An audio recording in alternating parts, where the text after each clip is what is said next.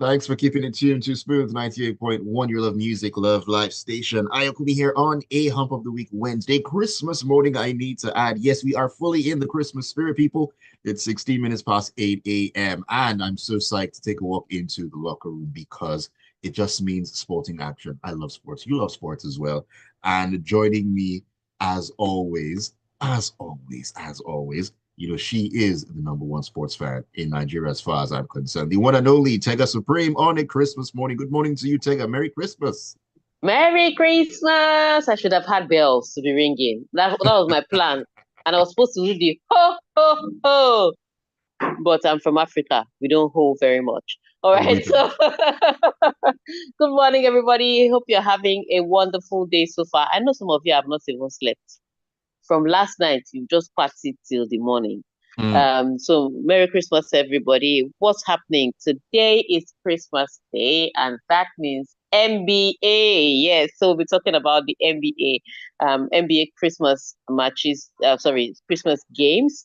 There's actually Lakers taking on the Warriors today. So mm. that's the first one. Then we'll talk about Boxing Day fixtures. Everybody has something to say about everything. We'll Oh, talk about yes. that. So from Liverpool to Manchester United, then to Manchester City, because if you're already in Manchester, you might as well branch both places. It's happening at both clubs, all right? So we'll talk about them. We'll also talk about some injury. Maybe we'll be able to touch on the injury to Bukayo Saka, and maybe the rest you'll probably be able to get in this few period. So all of that and more coming up in the locker room. But before we do any talking, Ayokunmi, tell us, how can we be a part of the locker room this morning? All right, to join us on the locker room, in the locker room on a Christmas morning. Hey, we need you to be a part of the show as always. Send your thoughts and your messages in to us on WhatsApp on 0809 444 0981. If you don't have that number down, what have you been doing? The studio line is 0201 4489981. You can also catch the live stream on YouTube or streaming live at Smooth 981 FM Lagos. And as always, drop your comments there. We'll be taking your messages along with those on WhatsApp as we get along. All right, let's begin on the home front this morning. Very interesting story coming out here.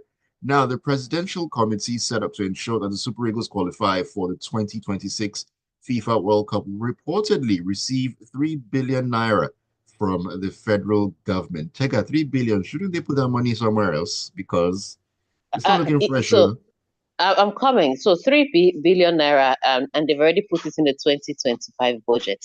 Now you have to understand, they are a committee set up to help Super Eagles qualify for the Hmm, World Cup due to Super Eagles faltering performance in the first three qualifiers.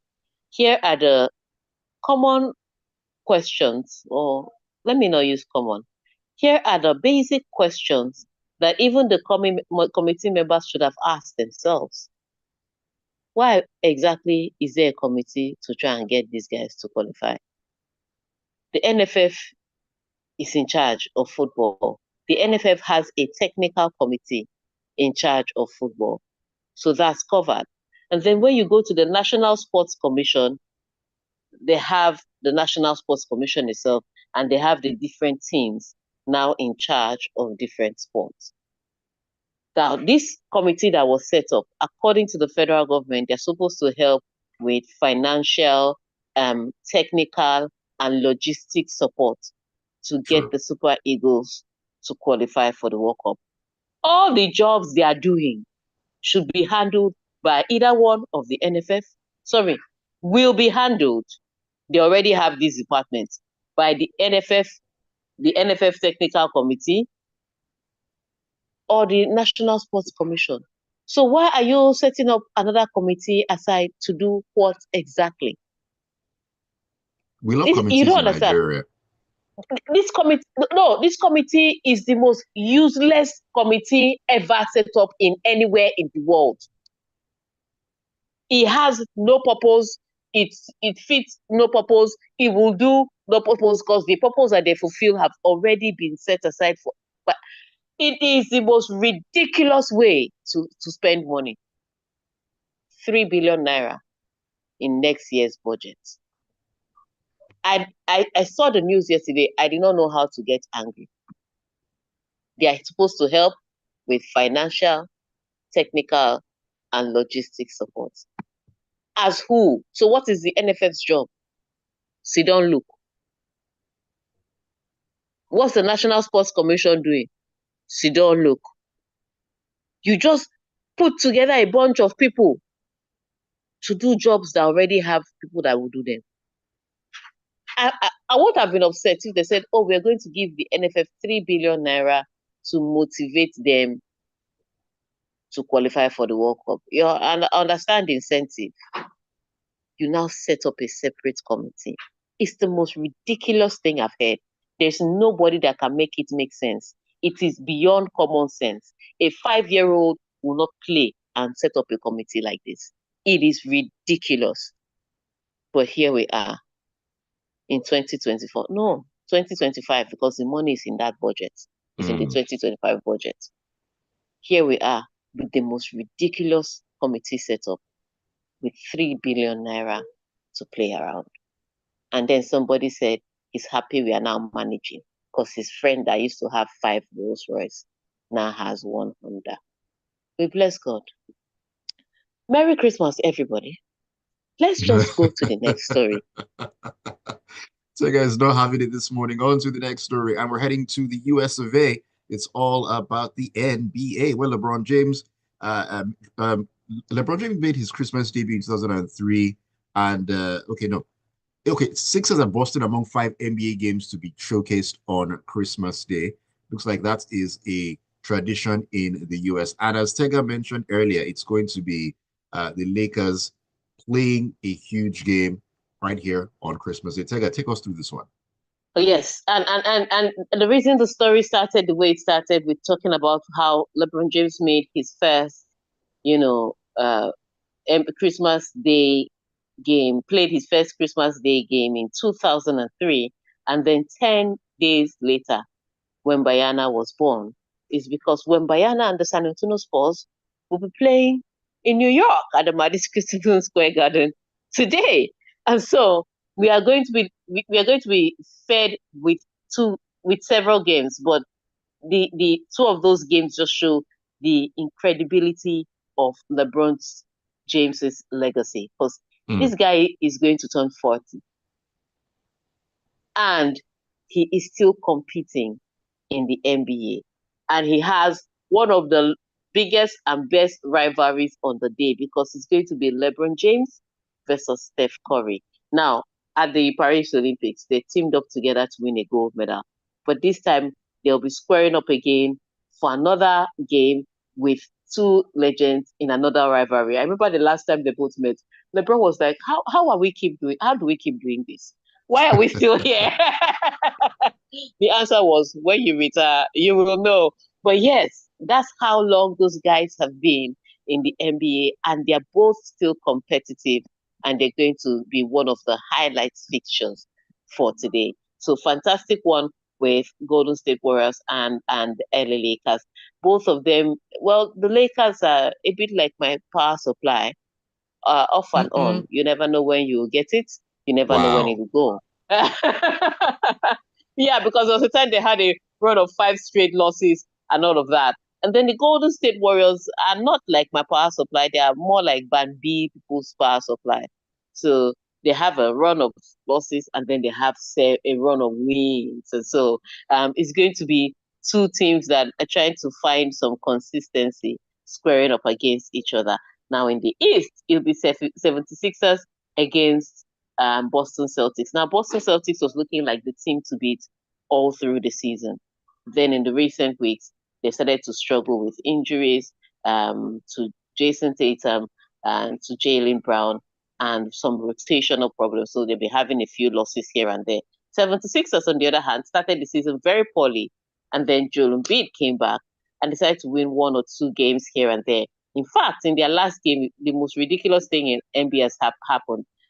Joel Embiid was ejected for a phantom foul that nobody saw but the referee. And then the referee now also made another mistake to give a technical against another player, which meant the player will be ejected. Then she now said, "Oh, I'm Mm. sorry, I messed up."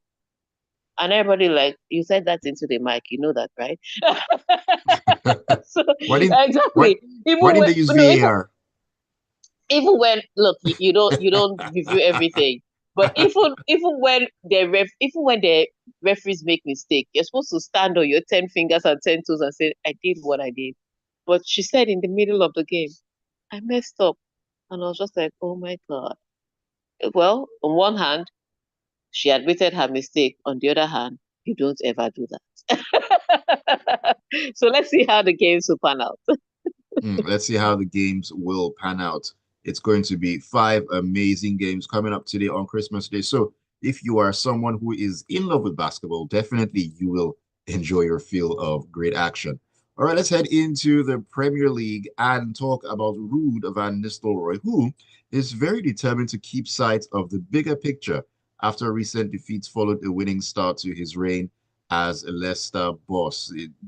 Yeah, he's had back-to-back defeats, but it's not Mm, the back-to-back losses that is the problem. It's the margin by which he lost. I mean, think about it. When you're conceding 3 or 4 goals in the first half alone, then you know that you have a serious problem. Now, to make matters worse, I don't know which kind of big picture he wants to keep with Liverpool looming. Liverpool sitting at the top of the table, scoring goals from every almost every chance that they've created. That's the Liverpool that they're going to be playing against. So he's had back-to-back losses, with, I mean, taking in a good amount of goals, and then he's facing Liverpool on Boxing Day, and he's doing it without Jamie Vardy, who has picked up another injury. So, in fact, he shouldn't be looking at any picture. Just look straight down the tunnel for halftime and full time. That's all he should be looking at, because there's no big picture here. It's going to be a tough task for him to play against Liverpool. Um, Liverpool definitely looking like 3 points here, but it's not mm. the number of points that'll be the problem for him. Like I said, it's the The number of number of goals. goals that his team has considered. And so, if you're a Leicester City fan who has coming from, I think they considered 3 goals at the last match. Prior to Yeah, that, they had 4 goals. they had four. So 7 goals in two So games 7 goals. conceded. And if you look at this game based on Liverpool's antecedents, you may anticipate that they will have like 6. This game, it may be hard for them to say they want to keep a coach they just hired who's considered almost maybe 13 goals in 3 matches. So it's a I tough mean, one for him. it is Tega, It's but I very mean, tough one. isn't this a good opportunity for him to, should I say, in quotes, earn his money? And look, we're going to Anfield, we're playing Liverpool. Let us bring spaceship, let us bring sheep, let us bring everything. Let's be You pragmatic. you Forget can all that only fine park boy football. no, you can only park a bus if you have bus to park. They were rents now. He does not have the team with the defensive wherewithal to stand against Liverpool for 90 minutes. But then again, that's the team I know. Maybe there's some secret that he's been doing in training session. Let's see. But I mean, the only person that could have helped him would have been master of the dark arts, Sean Dyche. And even Hmm. he would concede against this Liverpool. It'll be I tough. would I would not doubt that. Let's take a quick break right now. When we come back, we will be talking about the master of the dark arts himself, Sean Dyche, who is wary of a struggling Man City. Don't go anywhere. Hmm. Well, need our rice and chicken come to the studio? Let me talk to you two people. I like my chicken fried dry. And Don't dry, put it. I don't like dry chicken. Though. Let there be some small moisture there. I beg. I don't want moisture for what? Fried dry, and then don't put it So inside stew. Just marinate it from the night to the morning, and then fry dry. Don't that put dry, inside stew. that dryness, they choke neck, they choke. That dryness is necessary for the food. Please, Yeah. people should start bringing it. Or if you can cook a fair ferry, which I very much doubt that I can get a good version of in Lagos, with pounded yam. The yam, I didn't say poundo. I said pounded yam. Pounded. Pounded If I yam. Eh, if I see fufu, pa- I'll collect too. I'll pounded collect. yam is very different from poundo. It's We like it's only take natural here. You uh, boil the yam and pound it. you can't be comparing Santana with Rolls Royce now. They are two Do you different things. understand? Don't be pouring anything out of a pack and telling me it tastes almost the same. That almost is the problem. Almost did not kill a bird. So All people right, should send our food. Send our food. please, oh, we're on our knees, as they say.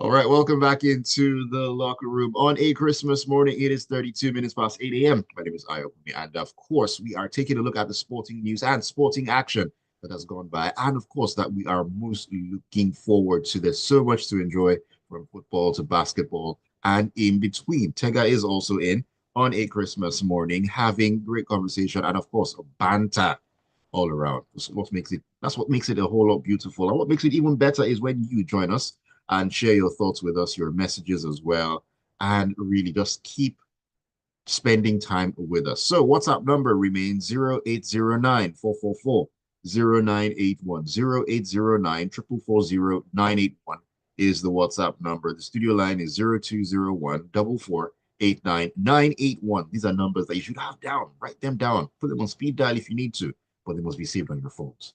I have said so.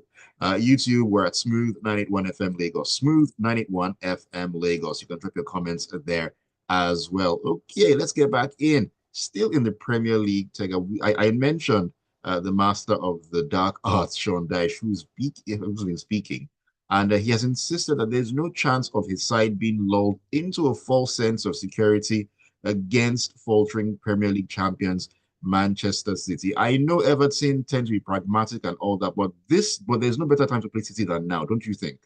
Yeah, it's Christmas at City. They're giving away gifts, 3 points, and it depends on what you want. A good number of goals. Aston Villa has benefited. Manchester United has benefited. In fact, they've had only one win in 12 matches, and so if there's any time for Sean Dyche to be hopeful about Santa Claus doing anything, Santa Claus will be coming to town in tomorrow's match for him.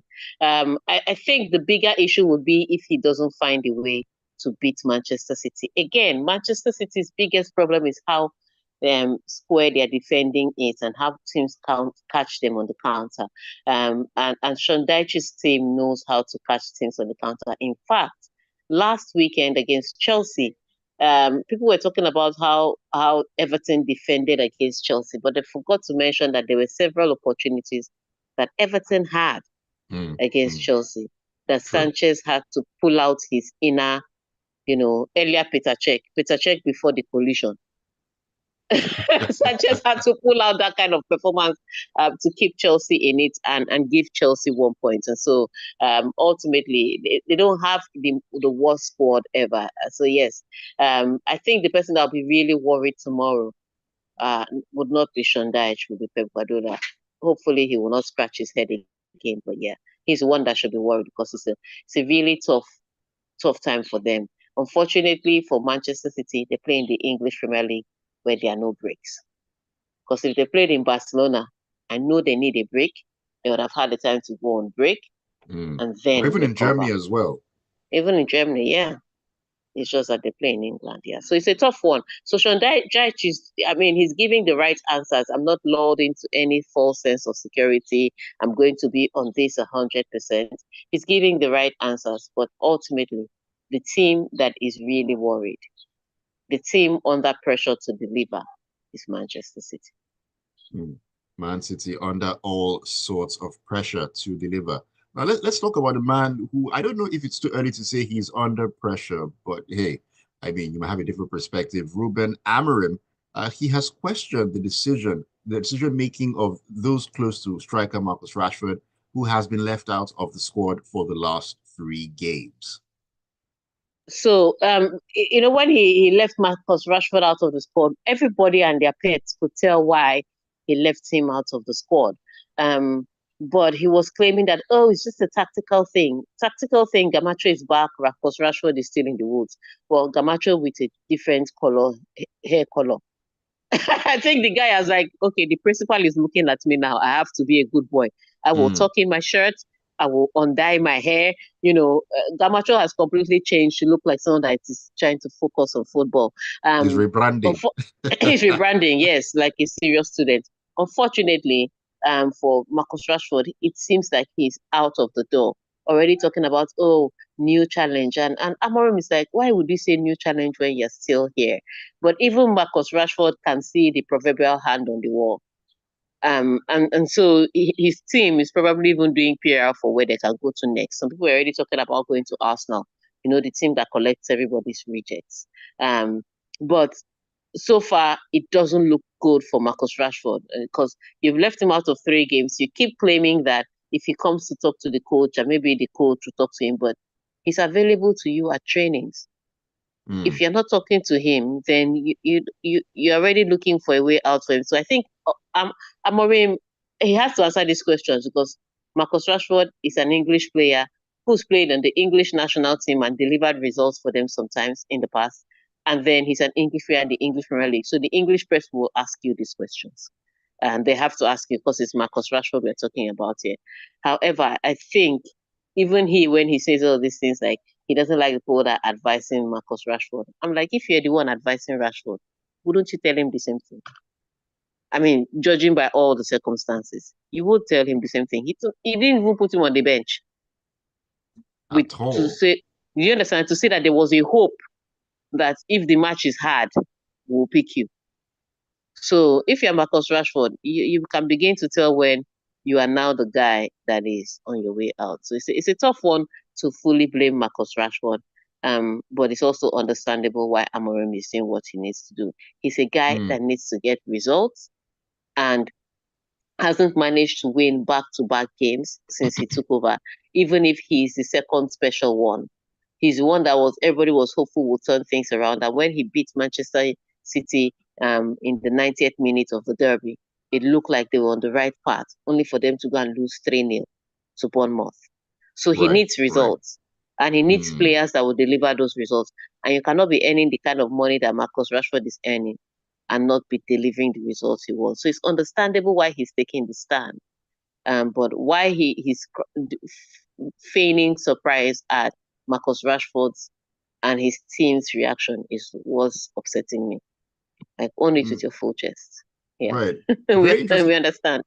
Very, very interesting points, Tega. But I mean, looking at how things are panned out in terms of of Marcus Rashford, poor performances and all that, he's not the only one who's performed poorly. We mentioned Garnacho as well, who has been brought back into the fold more or less. Now there've been rumblings that this particular issue going on is coming from higher up in terms of the program and so on and so forth. Could that possibly play into this? I don't know that. I think that every big coach, they do it. Remember when Ten Hag came into Manchester United and you knew Cristiano Ronaldo was out from the way his body language is. Sometimes they keep saying it's higher up. There's no higher ups. If the coach says he doesn't like, then the higher ups will say, okay, then we don't like. If the coach says we can work with him, then the higher ups will be like, even if I have my reservations, keep him. Because ultimately, it comes down to the coach. And every coach has that big name he will ask. So there are some players on the Manchester United team that haven't gotten enough looks in. But of all those players, Marcus Rashford is the big name. And this is, whether I like it or not, this is a coaching decision. So I don't know what they're claiming is from the higher ups, but ultimately, Ruben Amorim decides. If Ruben Amorim has said, Marcus Rashford is important to my results, he would stay because everybody wants results. Right. Very true. Everybody wants results at the end of the day. Yeah. All right. Moving on, still staying in the Premier League. It's all about Boxing Day fixtures. Let's talk about Nottingham Forest, where their boss, Nuno Espirito Santo, has warned his side to be ready for anything when they welcome Tottenham to the City Ground on Thursday. Nottingham Forest, Tottenham Hotspur. Yeah. Interesting one. Anything, including the bottling of Leeds. But hey, what can we say? Tottenham have really tried. Truth be told, the fact that they've played impressively with their 2 central defenders out injured, and in their most recent matches with their goalkeeper injured, it's a tough one for any team. It's a tough struggle. People say, oh, but Real Madrid managed without all of these things. And that's Real Madrid in Spain. The amount of teams that can beat Real Madrid in Spain are different from the amount of teams that can beat in the Premier League. In the Premier League, in the words of Moses Praise, anybody can be beaten. And he put some iyala in the beginning, just to just show the level of beating that anybody can get. So it's a completely different kettle of competition, not kettle of fish time, but competition. And so Tottenham being able to struggle, the problem is not their scoring goals. You can see how they scored goals against Liverpool. They scored 3 goals, could have scored more. But it's the fact that they are conceding the amount of goals that they keep conceding. And that is the biggest problem. So yes, Tottenham have a problem. I like the way Nottingham Forest are thinking, because Nuno is thinking, look, these people can score goals, and so they can hit us with the goals. We should be prepared to cover defensively before we now start building on getting all 3 points. And I like that thought, even if Nottingham Forest are kind of in a good place with the result they had last time, and even a better place with the fact that it is defender that is also helping them to score goals, because they won 2-0 in their last match, and I think I know was one of the scorers of the goals.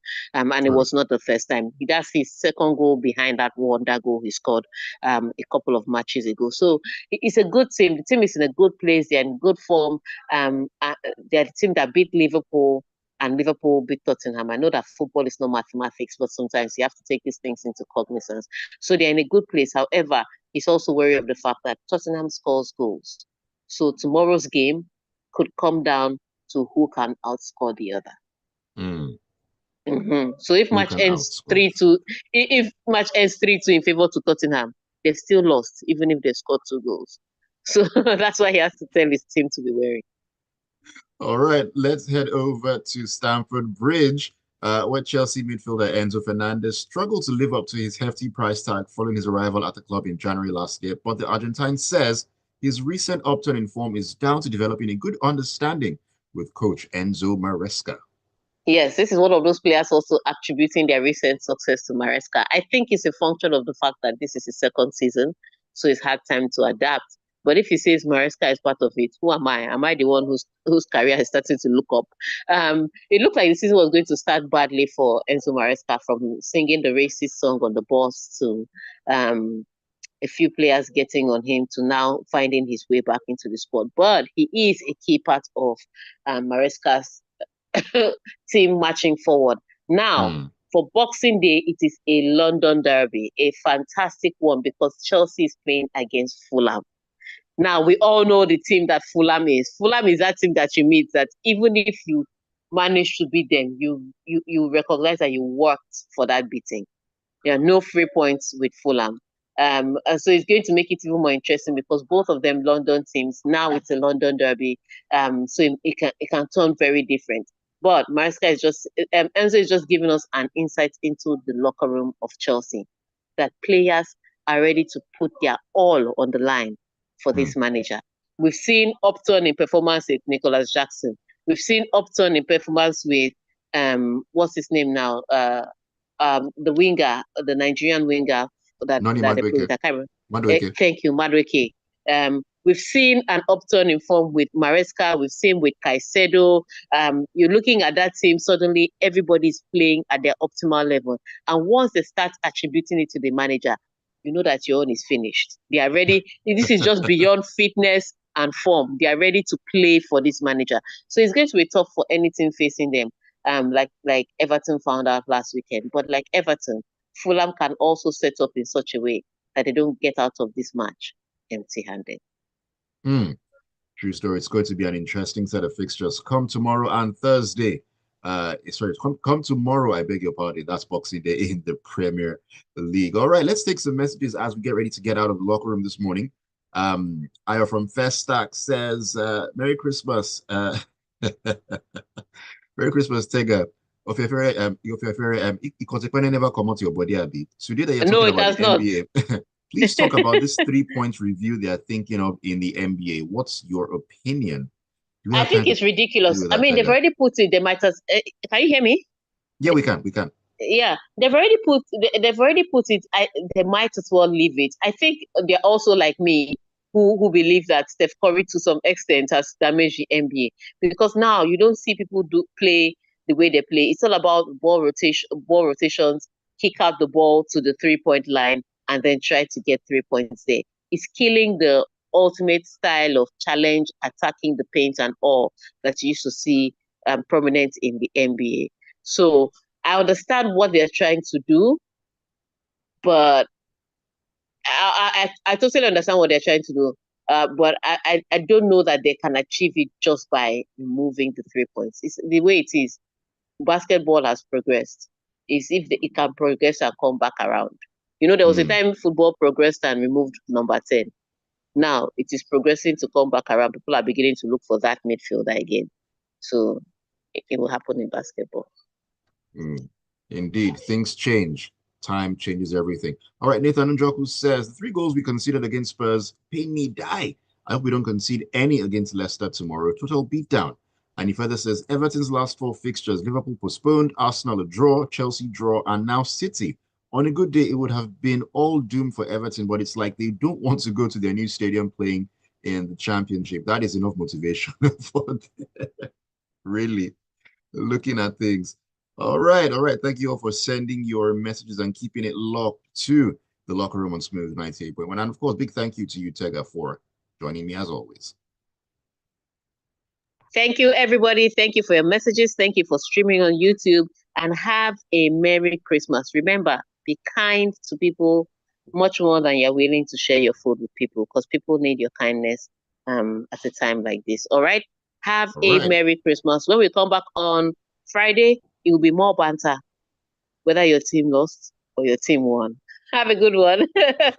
Have a good one, Tega. Enjoy your Christmas day. And of course, thank you for always being a part of the show and, the Smooth family on Smooth 98.1. Don't go anywhere. 9 o'clock, we'll get into a conversation, chill conversation all about Christmas on Lagos Talks. Keep it tuned.